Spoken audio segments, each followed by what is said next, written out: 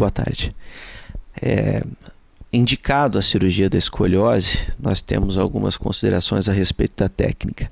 Você tem basicamente três tipos de técnica: a por via anterior, a por via posterior e por via combinada.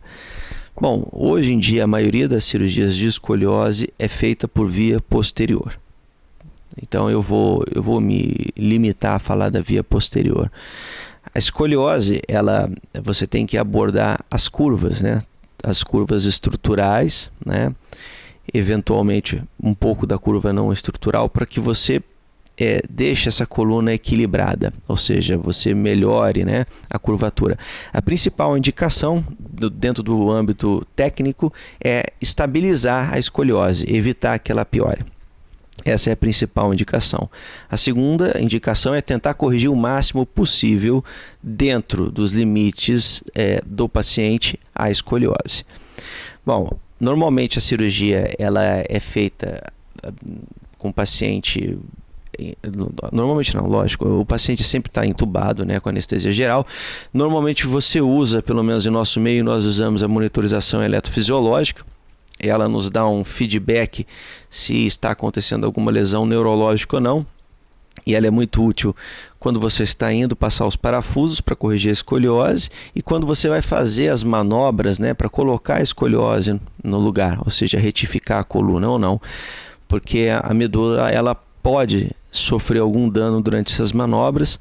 E a monitorização eletrofisiológica ela te dá uma resposta em tempo real se isso está acontecendo ou não. Então é uma ferramenta muito útil na cirurgia. Você pode lançar a mão do uso do raio-x, da escopia, né, o tempo todo para passar os parafusos, ou você pode usar a técnica de freehand, ou seja, de mão livre. Isso aí fica a critério do cirurgião e da experiência dele. Em alguns casos, alguns médicos podem também indicar o uso da neuronavegação na escoliose, que é você usa um aparelho que te dá uma visão, não é tempo real, porque é baseado na imagem pré-operatória, mas pode ajudar em alguns casos. Em casos, por exemplo, que a escoliose é ainda uma escoliose que não é tão rígida, por exemplo, uma criança de 13, 14 anos, você normalmente faz pouca retirada de osso, o suficiente para passar os parafusos e consegue fazer uma derrotação, ou seja, colocar a coluna no lugar de uma forma mais fácil.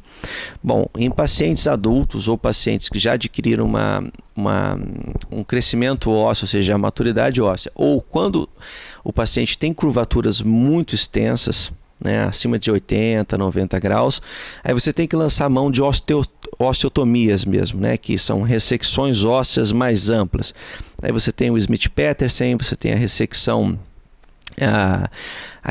pedicular, né, a osteotomia por subtração pedicular. E em casos mais severos, e a depender da experiência do cirurgião, você pode lançar a mão da ressecção vertebral total para tentar corrigir a escoliose. Bom, quanto maior a escoliose e quanto mais rígida, mais difícil é de corrigir, maior a quantidade de osteotomia, ou seja, de retirada de osso que você tem que fazer, maior a perca sanguínea, maior o risco da cirurgia, mais tempo se leva e menor a chance de você conseguir uma correção total.